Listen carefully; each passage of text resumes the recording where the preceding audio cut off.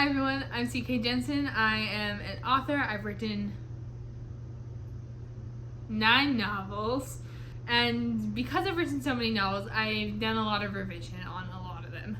From, draft 1 all the way up to self-publication for my book, All Hail the Queen of Hearts, and up to getting a couple of my books are ready for querying. Yeah, so I've done a lot of revision, and my process has definitely evolved, and more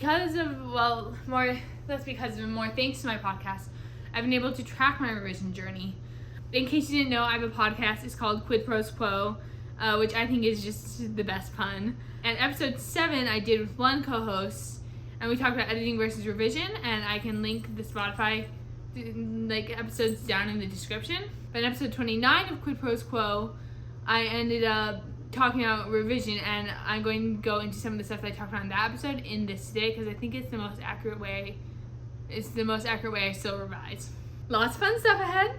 Let's get right into it. So the reason I'm filming this video is because on their Authortube cafe chat, Brielle writes with Andy Sears, they talked about how there wasn't a lot of positive revision videos in this space. There's so many drafting videos, which makes sense because everyone starts out by drafting.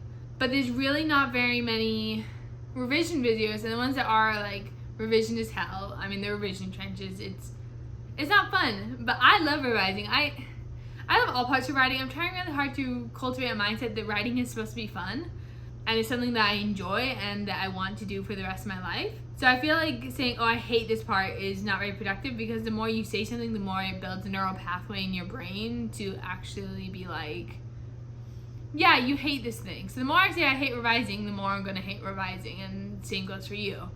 So I think it's really important for us to realize this is fun. This is supposed to be fun. Also, we just finished a November writing challenge, which I called it Novel November, and I finished 2 novels in November. So I have a bunch of stuff that's ready to go into a revision phase. I'm not diving straight into revision, and I'll explain why in a minute. But I have several novels that are in various stages of revision, right? I can't avoid it with 9 novels and not all of them publication ready. Obviously, I'm doing a lot of revisions. And still new drafting because I love drafting.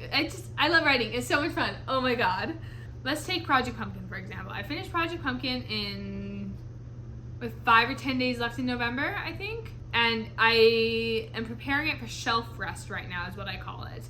And what that is basically I shelve a project for 2 to 3 months, and I don't look at it, I don't even think about it, and then I come back to it and I start actually revising. But before I can put it on shelf rest, there's a few things I have to do, and I have an acronym here. I got it from a writing conference. I don't remember which writing conference, I don't remember who gave it to me, I'm sorry. Yeah, I'm sorry, I don't know who exactly this came from. I think it was maybe YanCon and one of the presenters there. Who knows? I don't know. But the acronym is CAST, C-A-S-T. I'll put letters up right here. And the first letter is C, celebrate. And I think this is a really important step that we always skip. Not always, but I used to always skip it, and I think a lot of people don't even think to celebrate when they finish a draft. Yay, I'm done, what do I do next? And the next thing you do is you celebrate. You celebrate your wins. You just did a huge thing. So take a minute, even if it's just taking a deep breath. Maybe if you want to reward yourself physically or monetarily, you can go buy yourself a new book, or you can treat yourself to a nice dinner, or go to your favorite bookshop and just get an assortment of book related knickknacks. That's kind of what I did today. I got a sticker and a book and a little cute pouch of tea, a couple tea bags. It was because I did a lot of writing work today, and I'm just trying to celebrate myself more. So the first step, celebrate. You did a big thing. The second thing you have to do is assess/ask, and that's the letter A right here. This is when you go back through the draft, and remember, this is before shelf rest, which is an important thing, and I added this to my process recently because I realized in the past, I've gone on shelf rest and then come back and tried to assess the manuscript, and it doesn't really work. Let me tell you why. If you do it before you put the manuscript on shelf rest, then you are able to remember everything about the novel that you're not happy with right then, and this is a double-edged sword, because if it's it's so fresh, which makes it easier to write all these things down. But because it's so fresh, you might be too harsh on yourself. But I think it's better to be too harsh in the early revision stages than not harsh enough, if that makes sense. But also on this list that we're making, we're gonna write down things we did well, okay? We are not only looking at the flaws in our manuscript, we are still celebrating and remembering, hey, we did a good thing, we did a hard thing, like this is worth celebrating, this is good for us and our careers as writers.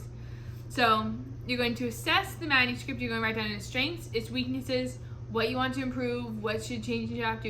You're going to ask yourself questions. This is where the ask comes in. You're going to ask questions like, how can I make this stronger? Is the characterization consistent? All these type of revision-y questions that that cropped up as you're writing the manuscript. And if you are going above and beyond as you're writing your manuscript, like maybe you're watching this video before you're done with your manuscript, or maybe even before you start, I don't know, like maybe you plan way ahead. You can, as you go through the novel, you can leave notes in the margins as you write with things you need to address. And then that helps compiling this list. I sometimes call it a review sheet or a revision sheet, this list of everything you need to do. And then here is generally where I like put it on shelf rest. Like I've made this like page or 3 pages or whatever, like however long, it's dependent on the manuscript. I've made this like several pages worth of revision material. I'm going to put it on shelf rest. We're going to come back to it. S stands for sort. So this is where you prioritize things. You say this is the most important. This is like the largest scale of revision. Because also you should always do revisions in like an upside down pyramid, where you start with the global revisions and then move down, and at the bottom of the period, if the top is like global revisions, like big scene changes, adding or deleting characters, like that's global revisions is what I call it. And the nitty gritty revisions is like sentence level, like line level, proofreading, heaven forbid. I hate typos and I try and catch them at all stages, but generally you don't want to spend money on like a proofreader until like your very final revision, because otherwise it's just going to change and you might put in new errors. So global revision, move down the scale to smaller revisions like editing, line editing. So you can sort it by that global to lower priority, global to small priority, either before or after shelf rest. I like to give it a little bit of a break because I think, like I said, when you're really close to the manuscript, you might perceive something as really important, but then you come back to it in 3 months and you're like, I was overreacting. I just hated it because I had been with the character for too long. Like, it's okay. We're going to give ourselves grace. We're still celebrating. And then the last letter in this acronym CAST is, of course, T. And T stands for type, which means actually do it. So you actually go in, you type, you make your revisions. Something I do, and this is like, apparently not everyone does this, which is fine. Everyone has their own writing process. But personally, I like to retype from draft 1 to draft 2. I retype the entire manuscript. Like some people I know don't retype it from scratch. I retype it from scratch because I think that's the best way to get line level changes and like refine your writing. And the way I generally do that is I open up the old document on one half of my screen and the new document on the other half of my screen. And I talked about this in the Quid Pros Quo episodes. And I just retype it from scratch. And I like use the old one as a reference, but I expand, I add more detail, I revise on a line level. Because genuinely, like your first draft is going to be messy and there are going to be sentences that don't make sense. And when you're looking at it as a whole and you're reconstructing it from the ground up, that's going to get you really high quality editing. In my first Quid Pros Quo episode where we talked about editing and revision with my host Isa, my co-host Isa, I mentioned I only did 3 major drafts for this book, and I do attribute, and she used comments on how few drafts that seems to be, and like it meant there more revisions than just like 3 drafts, but like there were 3 like major iterations of this story.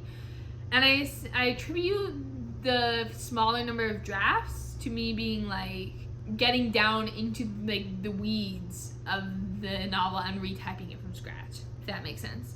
So you go through, you type everything up, you implement your changes, and then you just kind of rinse and repeat. You celebrate again, you assess and you sort and you type it up again, and it works. I love revision. I think it's fun. I love shaping a story because I think stories are like clay.